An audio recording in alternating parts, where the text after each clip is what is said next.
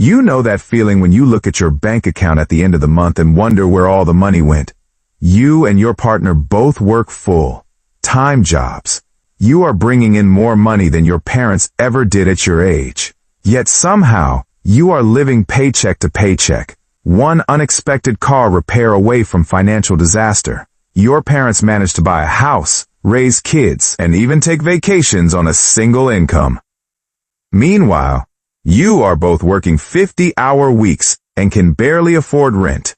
What is going on here? If two incomes should mean twice the security, why does it feel like you are drowning? Hey everyone, I am Ben, and I've spent years researching personal finance and uncovering the hidden traps that keep ordinary people stuck in financial stress. I share practical strategies to help you break free from money anxiety and build real wealth. If you find this valuable, please don't forget to subscribe and hit that like button. It really helps me reach more people who need this information. Let me introduce you to a concept that explains exactly what is happening to millions of families right now. It is called the two-income trap, and understanding it might be the most important financial lesson you'll learn this year. Here is the core idea. When families shifted from one income to two incomes over the past few decades, they didn't become twice as secure. Instead, they became more financially vulnerable than ever before. The trap works like this. As more households sent both partners into the workforce, families started bidding against each other for the same limited resources, particularly housing in good school districts. This competition drove up prices across the board. What used to cost one income now requires two? But here's the killer part. You've used up your backup plan. When families had one income earner and one person at home, they had a safety net. If someone got sick, lost their job, or a crisis hit, the at-home partner could enter the workforce. Now, with both partners already working, there is no reserve capacity. You are running at maximum output with zero margin for error. Let me show you exactly how this plays out in real life. Take housing first. In 1970, the median home price was roughly twice the median household income. A family earning $50,000 could reasonably buy a home for $100,000. Fast forward to today, and that ratio has exploded. In many cities, homes cost 5 to 7 times the median household income. A couple earning $100,000 combined is looking at homes priced at $500,000 to $700,000. But here's what makes this devastating. They not buying a home that is 5 times better. They rebuying the same 3-bedroom house in a decent neighborhood that a single-income family bought in 1970. The difference is that now it requires both incomes working full-time just to afford what one income used to cover. They've locked themselves into a mortgage that demands both paychecks every single month for 30 years, with absolutely no wiggle room. Let's look at another example with childcare. When one partner stayed home, childcare was essentially free in monetary terms. Now, with both partners working, families face massive childcare expenses. The average cost of daycare in the United States runs between $12,000 and $15,000 per year per child. If you have 2 young kids, that is $30,000 annually, often paid with after-tax income. Think about what that means. If one partner earns $50,000 gross, after taxes they might take home $37,000.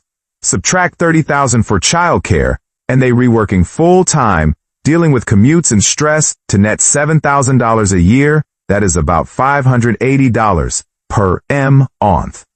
Meanwhile, they've lost the flexibility to handle emergencies, lost time with their children, and added the stress of coordinating 2 careers, 2 schedules, and constant juggling. Here is a third scenario that really drives this home.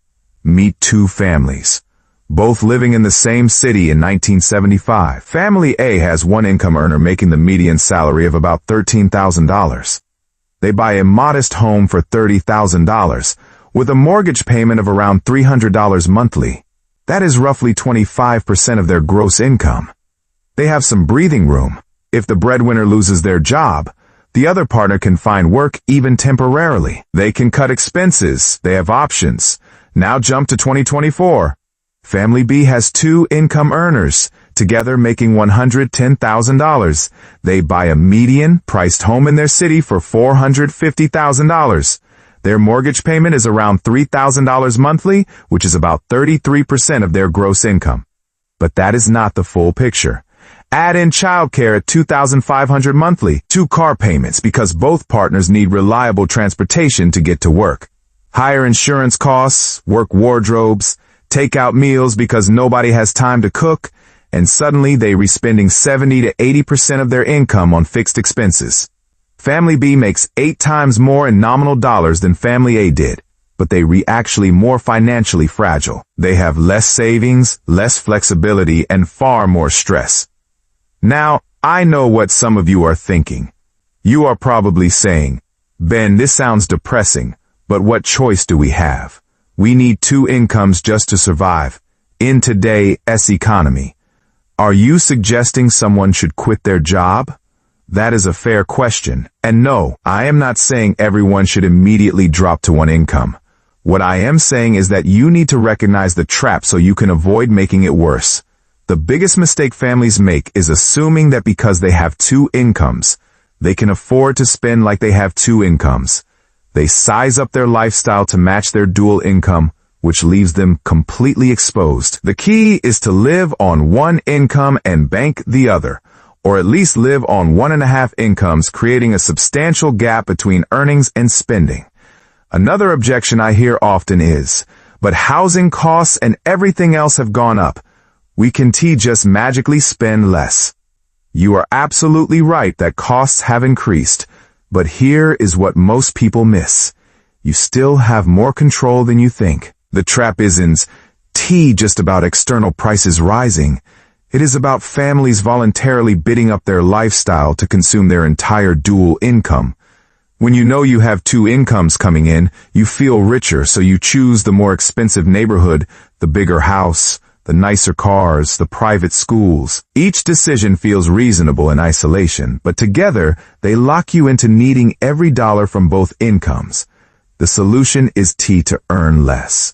It is to consciously resist lifestyle inflation and maintain the financial flexibility that your grandparents had with 1 income. So what can you actually do about this? Let me give you 5 concrete steps you can implement starting today. First, calculate your bare-bones survival number. Sit down and figure out the absolute minimum you need to cover housing, food, utilities, insurance, and basic transportation. This is your financial floor. If you can cover this amount with just 1 income, you've created a safety net. If you can, that is your red flag that you are caught in the trap and need to make changes. Maybe that means downsizing your home, moving to a lower cost area, or eliminating a car payment. It might feel like a step backward, but it is actually creating the financial security that previous generations had built in. Second, implement the 1 income rule for major purchases. When you are deciding if you can afford something big like a house or a car, base that decision on 1 income only, not 2. If you can afford the house payment on 1 income, don't buy that house. This single rule will protect you from overextending. When both incomes are available, the second income becomes pure savings, investment, and freedom money. When crisis hits, and eventually it will, you won. Lose your home or your car because you've built in a cushion. Third, create a backup plan for each income. What would you do if one partner lost their job tomorrow? Have a specific plan.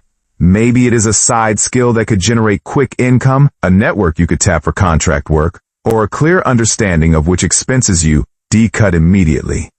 Don't wait until crisis hits to figure this out. Spend an hour this weekend with your partner mapping out your plan B. Just having this conversation will reduce your financial anxiety because you know you have options.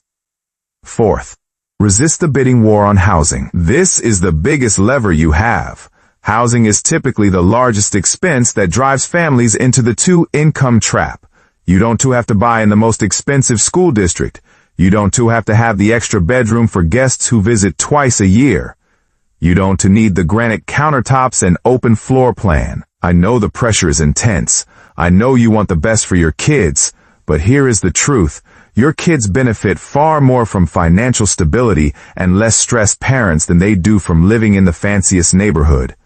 Consider buying below your approval amount, looking at up and coming areas instead of established expensive ones, or even renting if it gives you more flexibility in your current life stage. Fifth, track your income costs honestly. Most families never calculate what the second income actually nets them after taxes and work-related expenses. Sit down and do this math. Take the second income's gross pay, subtract federal taxes, state taxes, Social Security, and Medicare. Then subtract child care, the second car payment and insurance, gas and parking, work clothes, dry cleaning, convenience food purchases, and outsourced services you pay for because you're both too busy. You might be shocked to discover that a $50,000 second income only nets you $15,000 after all these costs. That is valuable information. Maybe it is still worth it for career growth and retirement benefits.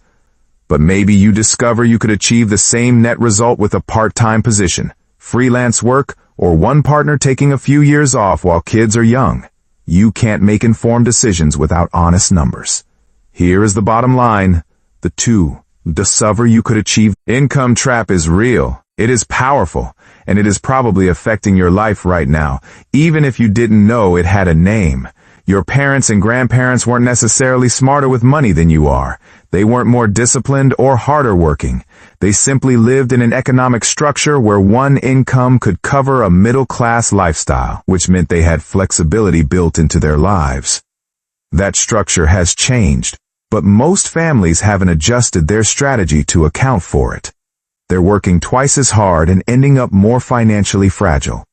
The good news is that once you see the trap, you can avoid it. You can make different choices. You can build back the flexibility and security that got lost in this transition. It requires going against the grain. It means buying less house than the bank says you can afford. It means driving older cars while your neighbors lease new ones. It means making decisions that might look weird to people who don't understand what you're doing. But the payoff is enormous. You'll sleep better at night. You'll have options when crisis hits. You'll actually be able to save money and build wealth instead of just treading water on two incomes. This isn't about going backward or giving up on progress. It is about being smarter than the system that is designed to extract every dollar you earn. It is about recognizing that just because you can afford the payment doesn't mean you can afford the life that payment locks you into. The families who thrive in the coming decades won't be the ones who maximize their income. They'll be the ones who maximize the gap between their income and their fixed expenses. They'll be the ones who keep their options open and their financial flexibility intact. If this resonates with you, do me a favor. Hit that like button and subscribe so you don't miss future content. More importantly, share this with someone who needs to hear it. Share it with a friend who is stressed about money despite having a good job. Share it with a family member who is about to buy a house they can barely afford. Share it with anyone caught in the trap of working harder but getting nowhere. Knowledge is the first step to freedom, and you have the power to start making different choices today. The two-income trap is real, but it is not inevitable. You can escape it, and I'm here to show you how.